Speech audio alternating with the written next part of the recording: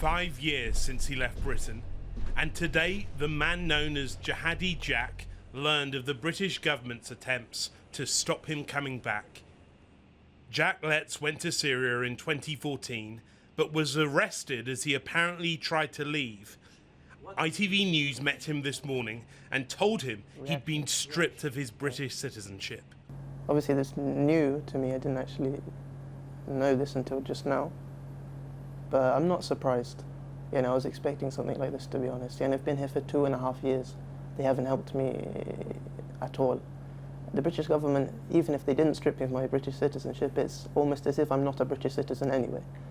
These things, they have very little meaning to me, to be honest. I don't actually think having British citizenship is a big deal. He had been a dual Canadian national and hopes the government there will take him back. I've always felt that I'm a mix.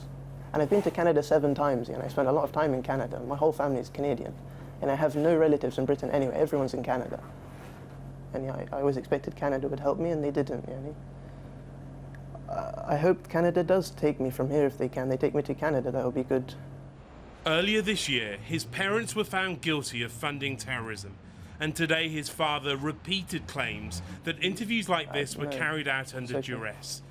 ITV News saw no sign of that. Several times Jack Letts told us he was happy to be interviewed.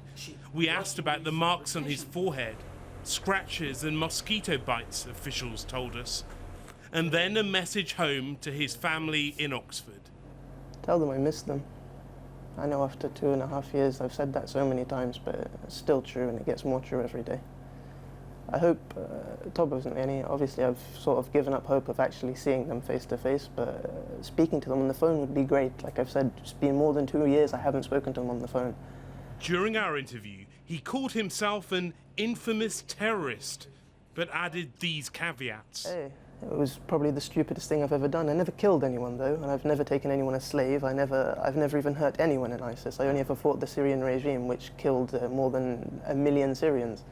Jack Letts has been in prison now for more than 2 years, but the issue of what happens to him next is becoming more complex. Rohit Khatru, ITV News,